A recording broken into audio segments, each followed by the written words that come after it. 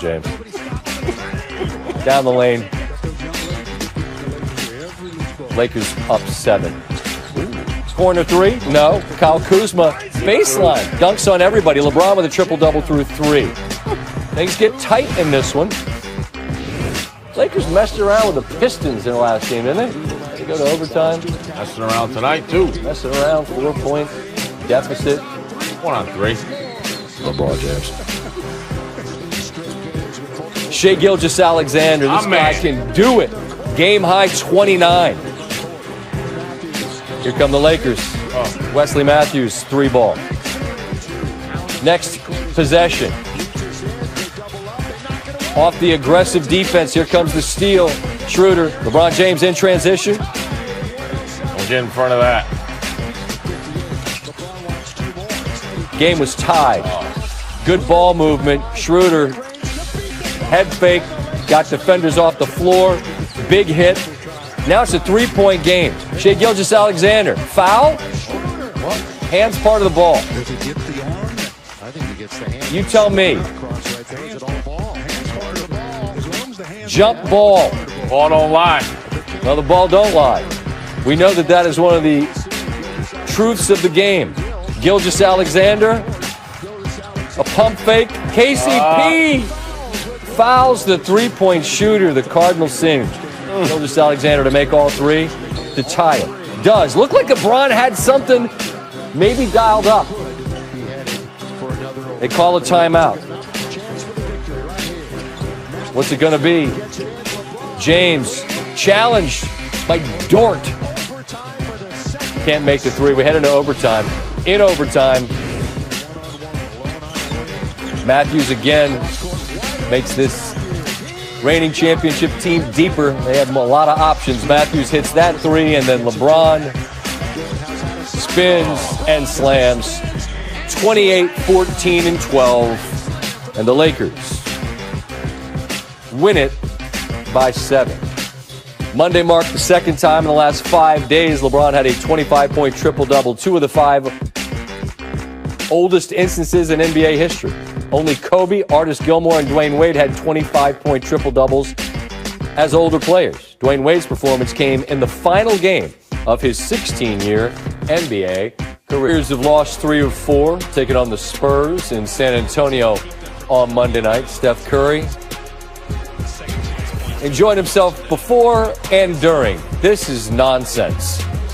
Just Rudy Gay, eye hole. When Stanford Steve is chuckling in the room watching a play, you know it's like something like that.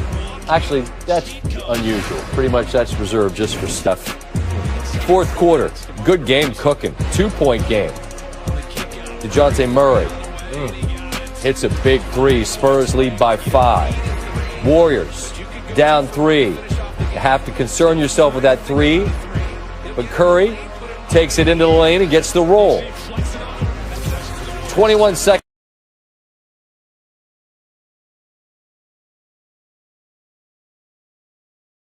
left. Derek White swings. Murray. Murray, I say it's reserved for Steph. He showed the handle in the huge 3. Big time bucket with the length of Wiggins there to challenge. Murray led the Spurs to 27, 10 rebounds, 8 steals. 4-point game. Curry. Step back 3. Bottoms. Warriors trim the lead to 1. After the Spurs make 2 free throws, Curry, they're not going to let him touch the ball. So Draymond gets it and trying to draw a foul, I guess anticipating the giveaway. And, I mean, what are we doing? Curry's led everybody with 32, but in the end, it's the Spurs who win it by 5. Steve Kerr said, Pop typically doesn't foul there. I should have told my guys that. Bucks have won 4 straight, visiting the Nuggets, who've lost 3 of 4. Different types of games, but 2 of the best players in the league, Nikola and the MVP. Jokic, the vision, just a casual look away to Paul Millsap for the and one.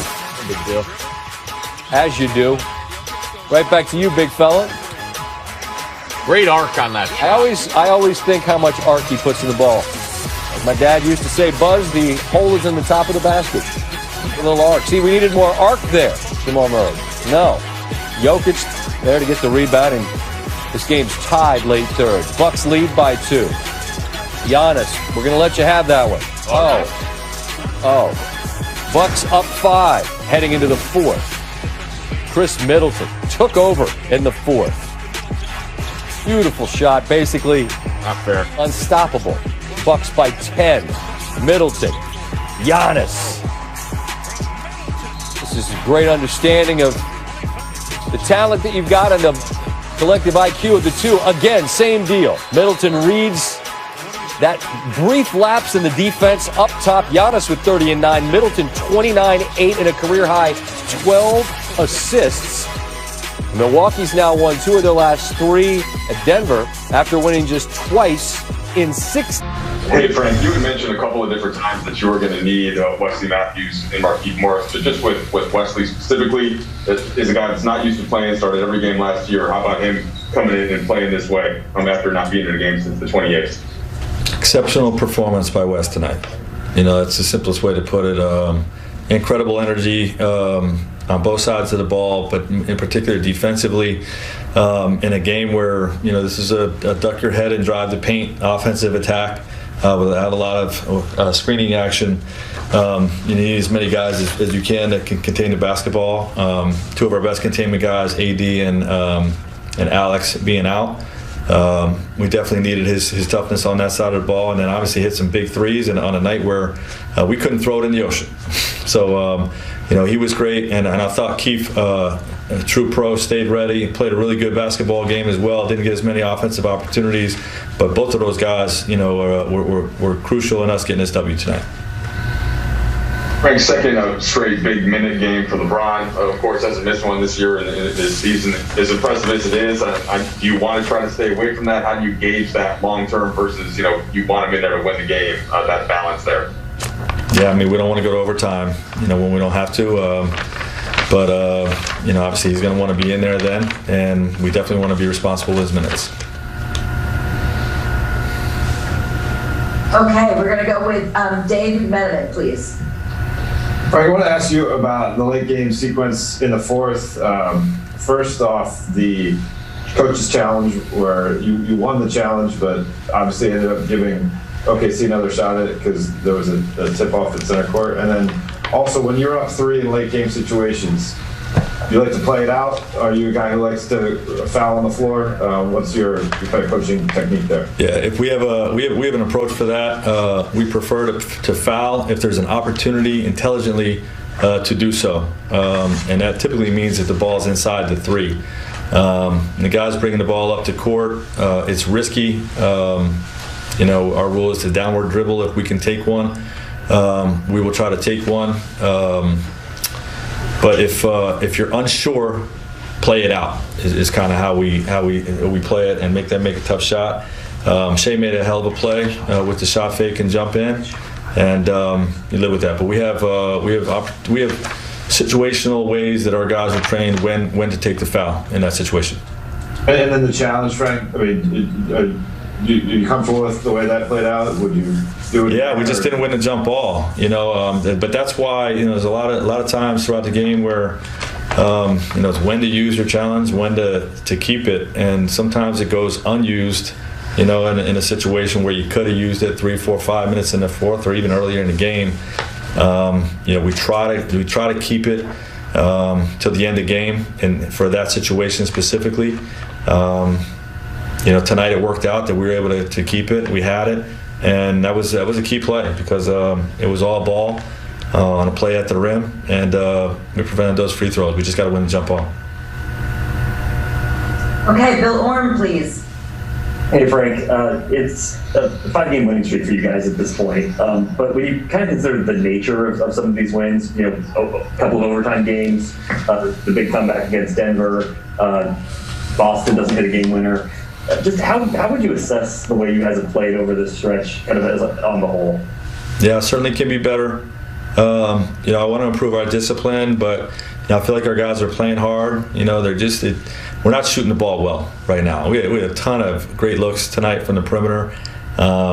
and it didn't. They didn't fall. When you have a tough shooting night, you got to win it with your defense, and that's what we did. We buckled down.